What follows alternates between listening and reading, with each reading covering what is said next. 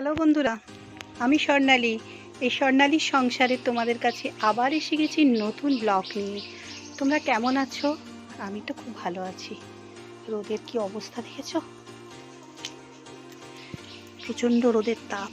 যখন বৃষ্টি হচ্ছে একটু আরাম, আর যখন হচ্ছে না তখন প্রচণ্ড তাপ। এই জামা কাপড় সব কিছু মিললাম, এখনও মেলা বাকি আছে। শুকনোগুলো ওই যে তুলে পাট করে রেখেছি, ওগুলো ঘরে সব তুলতে হবে। কাজ তো করতেই হবে বলো, রোদ হোক আর যাই হোক। দেখো আমার গাছে কত লঙ্কা হয়েছে, এগুলো সব বীজ পড়া গাছ, জানো তো। দেখো কত লঙ্কা হয়েছে। লঙ্কাগুলো এখনো খাওয়ার মতো মানে তোলার মতো হয়নি, বৃষ্টি হয়নি।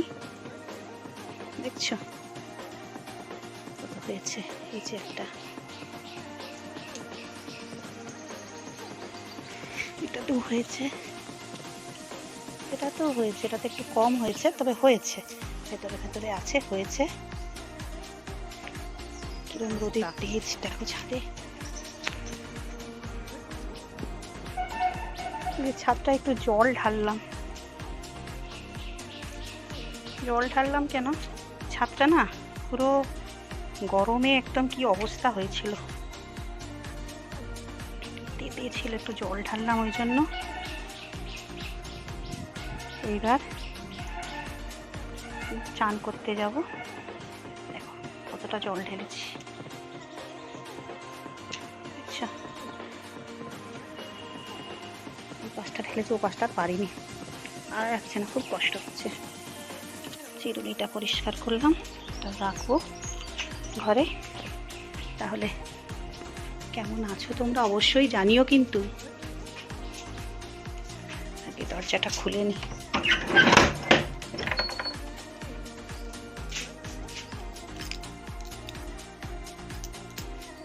ওর বাবা, এক হাতে ফোন ধরে এক হাতে যেন কাজ করা যায় না। সব আল্লাহই রাখো। বন্ধুরা, আগে আলু ভাজা দেখাচ্ছি তোমাদেরকে। সকালে আমরা জলখাবারে মুড়ি দিয়ে খেয়েছি চায়ের সাথে, আর এই যে এইটা রেখে দিয়েছি, রাতে রুটি ফুটি যা হবে চলে যাবে তাতে। এটা আলাদা রেখেছি কেন, এটা সগরি বা আঁশের নয়, মানে ভাতের সগরি বা পেঁয়াজ রসুন মাছ মাংস কিছুর আঁশের নয়, যেন এটা আলাদা করে রেখেছি। আচ্ছা, এইটা বানিয়েছি নিম পাতা ভাজা, কচি নিম পাতা গাছ থেকে পেড়ে এনে ছেলে বললো মা একটু আমার জন্য ভেজে দাও। আজকে আলু ভাতেটাতে বা বেগুন টেগুন কিছুই করা, বেগুন তো নেই গাছে, ছোট ছোট দু একটা আছে, তোলার মতো হয়নি। আর কী বলে, আলু ভাতেও দিইনি, এমনিই ভেজে দিয়েছি, এমনি খাবে। আর এই যে দুধেশ্বর চালের ভাত করে নিয়েছি। আর আছে এই যে বাটি চচ্চড়ি করেছি। এটা প্ল্যান ছিল প্রথমে আলু পেঁয়াজের ঝাল করব, কিন্তু করতে করতে তারপরে একটু সর্ষে বাটা দিয়ে দিলাম, মাছের জন্য সর্ষে বাটা বেটেছিলাম বলে সর্ষে বাটা দিয়ে দিলাম। তারপরে গাছ থেকে দুটো কুমড়ো ফুল দেখি না, বা গাছে কুমড়ো গাছে হয়ে আছে দুটো ফুল, সেই ফুল দুটো তুলে নিয়ে এসে দিয়ে দিলাম। আর দুটো কাঁচা লঙ্কা আর পেঁয়াজ ডুমো করে দিয়েছি আলুর মতো করে কেটে, এগুলো সবই টক গায়ে করেছি। এই বাটি চচ্চড়ি হয়ে গেছে। তুই কি দেখছিস রে বাবু? মাছটা দেখতে। এই দেখ তোর প্রিয় মাছ, পাবদা মাছের চাল, সর্ষে পাবদা। কি বলছিস? আমার অপ্রিয় কোনো মাছ আছে না, তুই তো সর্বভুক, তুই খুব দুটো জিনিস খাস না, সেটা আমি জানি ভালো করে। সেটা হচ্ছে ওলকপি আর বাঁধাকপিটা খাস বলতে তরকারিটা বাদ দিয়ে পাকোড়া টাকোড়া বা অন্য কিছু করলে খাবি।